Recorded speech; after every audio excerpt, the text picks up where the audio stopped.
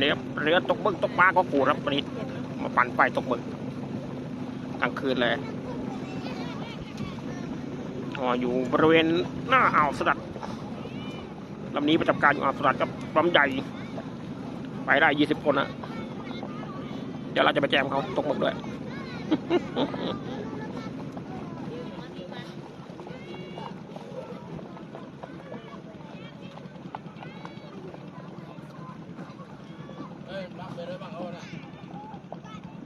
ไม่มีอ่ะ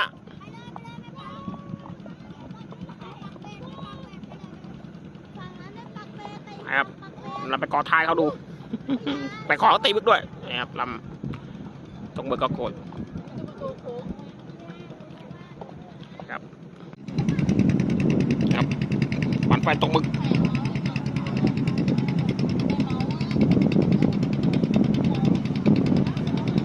ตกปลาครับก็โกรธนี่ลำใหญ่ได้20 คนสะดวกสบายครับ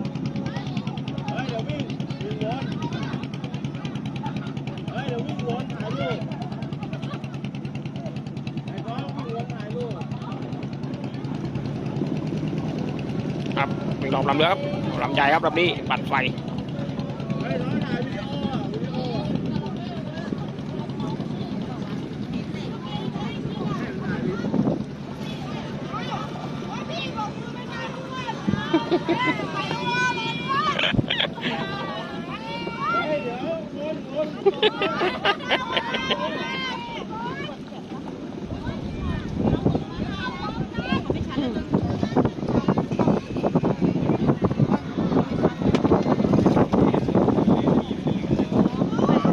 โอ้ไฟสว่างมากครับโอ้โหไฟเขียว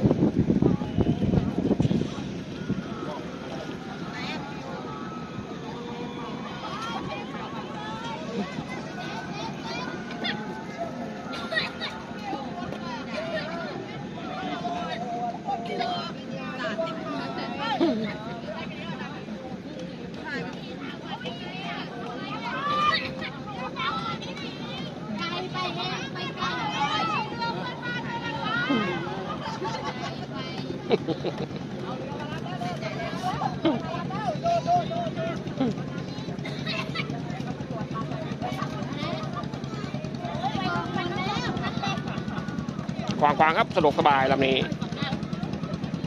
ปั่นไฟตีบึกอยู่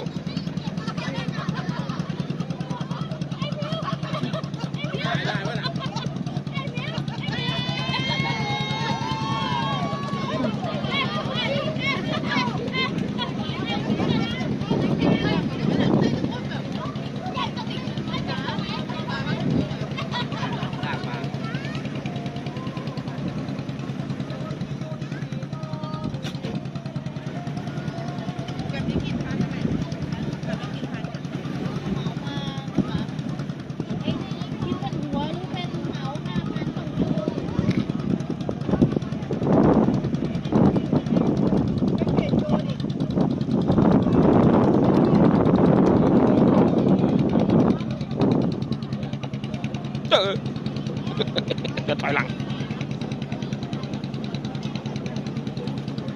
จอดครับลำใหญ่สะดวกสบายครับปั่นไฟตีเป็นของครับ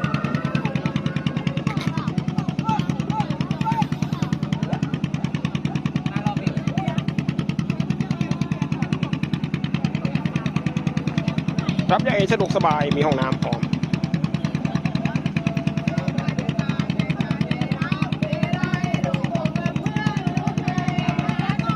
เสียงก็พร้อมครับ